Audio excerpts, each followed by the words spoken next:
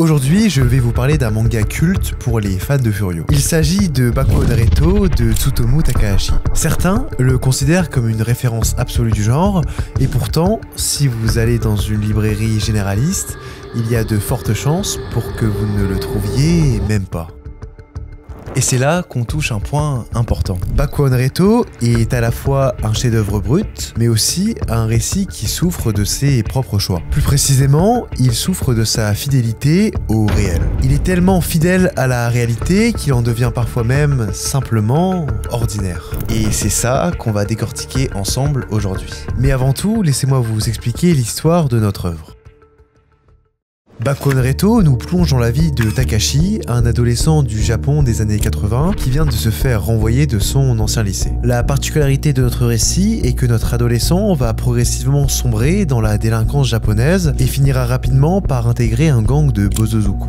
Les Bosozoku sont typiquement des groupes de jeunes voyous se regroupant en gang et qui sont obsédés par la vitesse, les motos, la baston et surtout l'honneur de la rue. En d'autres mots, il s'agit du Furio dans sa forme la plus pure. C'est ce genre qui a d'ailleurs inspiré des œuvres très populaires aujourd'hui comme Tokyo Revengers. Mais contrairement à Tokyo Revengers, ici pas de voyage dans le temps, pas de super pouvoir ni de personnages cheatés. Non, ici tout est réel. Et là, on pourrait se demander pourquoi l'auteur tient-il autant à ce réalisme. Tsutomu Takahashi nous raconte sa propre vie. Bakuo Naruto, c'est une autobiographie maquillée, mais à peine. Et c'est cette authenticité qui fera l'essence et la renommée de ce manga. C'est une œuvre brute, sans filtre, sans artifice, qui va droit au but. Celle d'un adolescent en chute, cherchant désespérément des repères dans un monde hostile. Honnêtement, les 6 premiers tomes de Bakuo Naruto nous plongent dans une immersion intense. On y développe très vite une empathie sincère pour Takashi. On ressent ses doutes, ses colères et surtout son mal-être. À travers son personnage, on comprend peu à peu comment un adolescent peut glisser malgré lui vers la délinquance. Certains croient en lui, voient son potentiel, tentent même de le remettre sur le droit chemin. Même du côté de ses professeurs, on voit qu'il y a encore de l'espoir. Mais Takashi n'écoute personne. Ils fonce tête baissée et c'est là que naît une frustration importante chez le lecteur. Parce qu'on sent qu'il pourrait s'en sortir mais il le refuse et s'enfonce. Et c'est précisément cette tension entre ce qu'il est et ce qu'il pourrait être qui nous pousse à tourner les pages frénétiquement afin de voir l'évolution de Takashi. Mais passé ces 6 premiers tomes, le rythme s'effondre. Le schéma scénaristique devient répétitif, embrouille, baston, virée en moto, puis rebelote, encore et encore. Certains rebondissements tentent de relancer l'intrigue, mais ils manquent de spontanéité et deviennent vite prévisibles, ce qui les rend peu convaincants. Cependant, au cœur de cette spirale répétitive, une brèche s'était ouverte, une possibilité d'échapper à ce destin qui semblait déjà tracé. Cette possibilité avait un nom et s'appelait Shoko. Shoko, c'était la fille dont Takashi était amoureux dès le début de l'œuvre. Mais les choix de notre protagoniste l'ont peu à peu éloigné d'elle. Et il faut bien comprendre, Shoko n'était pas une fille parmi tant d'autres. Elle représentait une alternative à un autre chemin. Avec elle, Takashi aurait pu trouver un équilibre, un repère affectif et peut-être même cette stabilité qui lui a toujours manqué. Leur relation, bien que discrète dans le récit, dégage une authenticité rare. On sent que Takashi aurait pu construire avec elle quelque chose de solide, de sincère et de doux, très loin de la violence des gangs. En d'autres termes, Shoko, c'était sa porte de sortie. Mais voilà, le poids du contexte social, la pression constante de son entourage et surtout ses choix impulsifs l'ont empêché de s'accrocher à elle et l'ont rendu prisonnier de sa trajectoire. Et au lieu d'oser cette relation profonde, il va s'éparpiller dans des amourettes superficielles, des liaisons presque mécaniques où on devine qu'il ne cherche pas vraiment l'amour, mais seulement une manière d'oublier. Et c'est là que réside la cruauté de ce récit. Takashi a laissé filer une étoile entre ses mains. Pas parce qu'il ne l'aimait pas, mais parce qu'il n'a pas su monter dans le bon train au bon moment. Et c'est là que ce réalisme prend tout son sens. Parce que dans la vraie vie, ces rendez-vous manqués sont fréquents.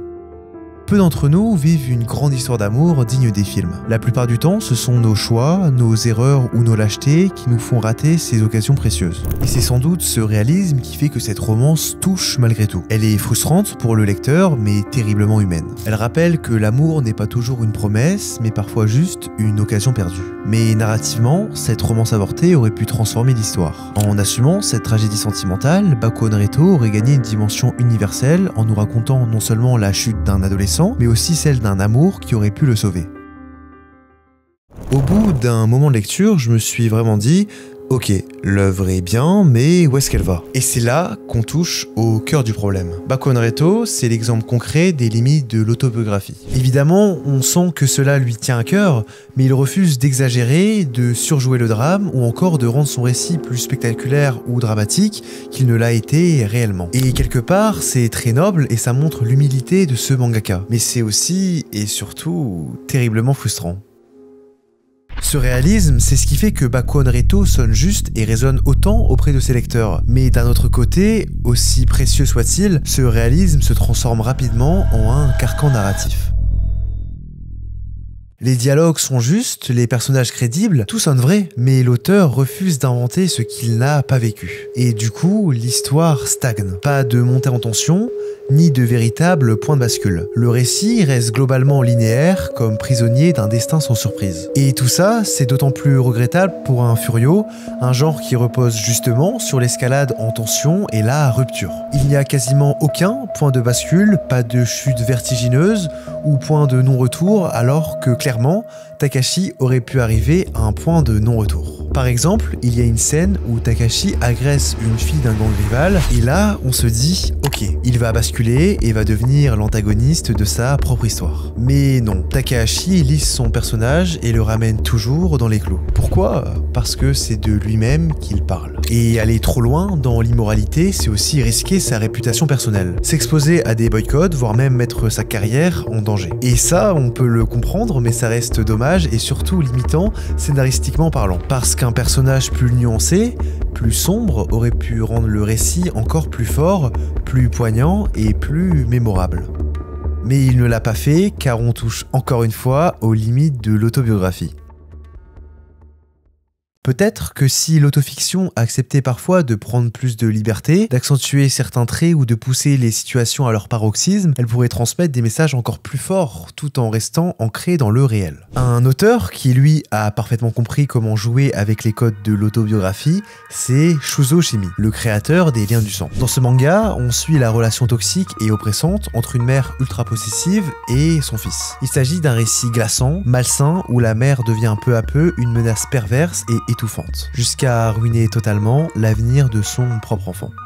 Et c'est seulement vers la fin de l'œuvre qu'Oshimi révèle que cette histoire est en grande partie autobiographique. Mais contrairement à Takahashi, Oshimi assume pleinement d'avoir amplifié certains traits de ses personnages, notamment sa mère, et d'avoir exagéré des comportements pour mieux mettre en lumière la violence psychologique que peut exercer un parent. Et c'est là toute la subtilité. Même en trichant un peu avec la réalité, le message peut se décupler. Alors oui, on peut ajouter une part de fiction dans une autobiographie sans la trahir. Mais reste à savoir, à partir de quand cesse-t-on de raconter sa vie pour commencer à la réécrire? Car une histoire obéit à des lois, une structure, un rythme, et ça, ce n'est pas juste raconter sa vie telle qu'elle est. Heureusement que la fin de Bakuon Reto rattrape un peu la monotonie du milieu. En effet, à partir du dernier tiers de la série, il va y avoir une coupure directe qui va casser le rythme et surtout la structure de notre œuvre. Et honnêtement, cette scission fait du bien. On retrouvera l'intensité des débuts, l'émotion revient, l'inquiétude aussi, et on a de nouveau peur pour Takashi. Et ça fait du bien. Le rythme reste solide jusqu'à la fin et la conclusion fonctionne. Elle est cohérente, sobre, mature et surtout fidèle à l'évolution du personnage principal. On referme le dernier tome avec un vrai sentiment d'aboutissement, sans fausse note, mais je vous avoue qu'on ne sort pas non plus de ce manga avec le souffle coupé. Néanmoins, on en sort avec un sentiment clair. C'était bien, très bien sur certains points, mais globalement, l'œuvre n'est pas inoubliable. Et c'est peut-être ça le vrai sujet de la vidéo. Quand on choisit de raconter sa propre vie, on prend un risque. Celui de ne pas en faire assez. Parce que la réalité n'a pas toujours un bon rythme narratif, parce que la vie n'a pas toujours de climax, et parce que la vie n'est pas toujours faite pour être mainstream. Bakuon Reto est un manga profondément humain, ancré dans le vrai, et c'est ce qui fait qu'elle reste culte pour une niche, mais invisible pour le grand public. Il aurait peut-être suffi d'un peu plus de liberté narrative, d'un peu plus de dramatisation pour qu'il passe de statut de manga culte chez les fans à celui d'œuvre incontournable. Parce qu'au fond, Baku Onreto, c'est l'histoire d'un rendez-vous manqué. Shoko représentait une échappatoire, une chance d'écrire une autre trajectoire. Mais Takashi l'a laissé filer, et avec elle, la possibilité d'une adolescence plus apaisée. Et quelque part, le manga lui-même connaît ce même sort. Il s'arrête au témoignage brut, sans jamais franchir le pas vers une œuvre universelle. Et c'est là toute l'ambiguïté de l'autobiographie. À force de s'accrocher au réel, on risque parfois de finir prisonnier de soi-même.